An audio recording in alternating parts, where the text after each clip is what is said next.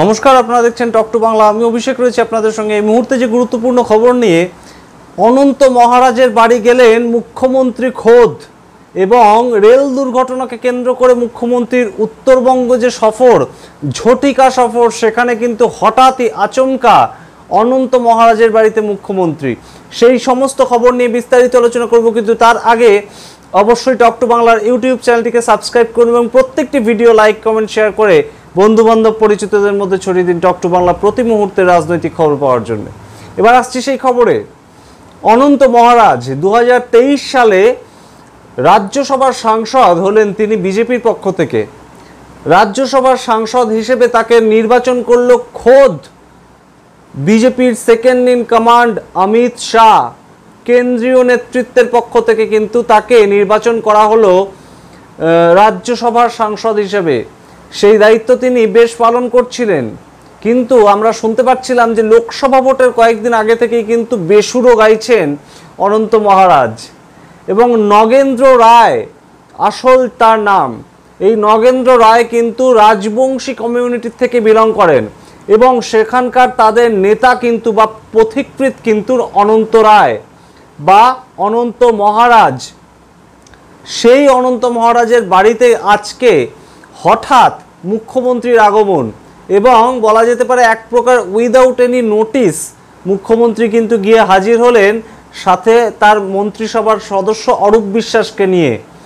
এবং আমরা কিন্তু দেখলাম অত্যন্ত তাৎপর্যপূর্ণভাবে মুখ্যমন্ত্রী নিজে অনন্ত মহারাজের বাড়ির অন্দরে সোফায় বসে একান্তে কিছুক্ষণ মিটিং করলেন। তাহলে কি আবার কোনো নতুন সমীকরণ দানা বাজছে রাজনৈতিক মহলে? পশ্চিমবঙ্গের আকাশে বাতাসে কিন্তু যে কোনো সময় রাজনীতির পাশা এদিক থেকে ওদিক হয়ে যেতে পারে।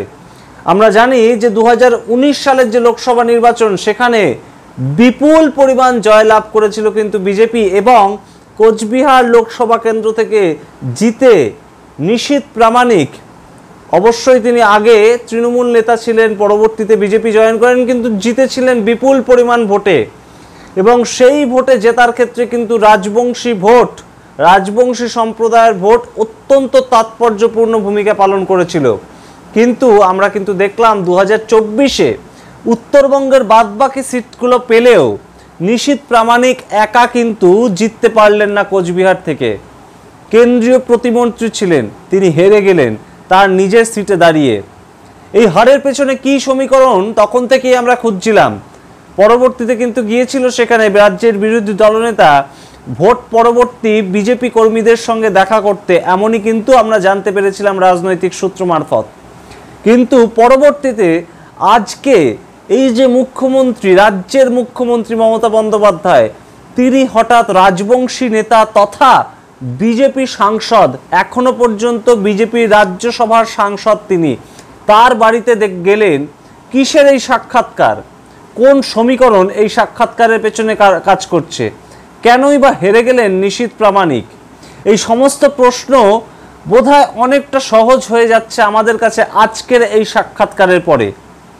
আজ অনন্ত মহারাজ এবং মুখ্যমন্ত্রী মমতা বন্দ্যোপাধ্যায়ের একান্ত মিটিংয়ে কি হয়েছে আমরা জানি না, কিন্তু পরবর্তীতে সাংবাদিকদের দেওয়া সাক্ষাৎকারে কিন্তু অনন্ত মহারাজ দল বদল করার ব্যাপারে অত্যন্ত ইঙ্গিতপূর্ণ কথা বলেছেন।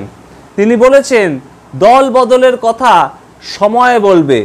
সুতরাং এর পেছনে কি সমীকরণ কাজ করছে আমরা জানি না, তবে মনে করিয়ে দেব কয়েকদিন আগেই, লোকসভা ভোটের আগেই কিন্তু অনন্ত মহারাজ বেশ বেসুরো কিছু কথা বিজেপির রাজ্য নেতৃত্ব তথা কেন্দ্রীয় নেতৃত্বের বিরুদ্ধে বলেছিলেন। তিনি বলেছিলেন বিজেপি তাকে ডাস্টবিনে ফেলে রেখেছে।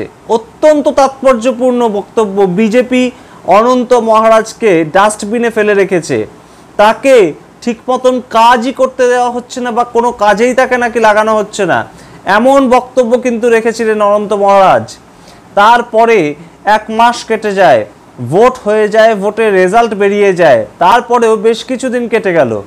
হঠাৎ 18ই জুন মুখ্যমন্ত্রী গিয়ে উপস্থিত হলেন অনন্ত মহারাজের বাড়িতে এবং আমরা যা শুনতে পাচ্ছি রাজনৈতিক সূত্র মারফত, অনন্ত মহারাজকে কিন্তু আগের থেকে তেমন কোনো সরকারি নোটিশ বা মুখ্যমন্ত্রী আগে থেকে কিছু জানাননি যে তিনি তার বাড়িতে যাবেন। আমরা দেখলাম বাড়ির বাইরে দাঁড়িয়েছিলেন অনন্ত মহারাজ তার সামগ্রিক পরিবারকে নিয়ে এবং তার অবশ্যই সমর্থকদের নিয়ে।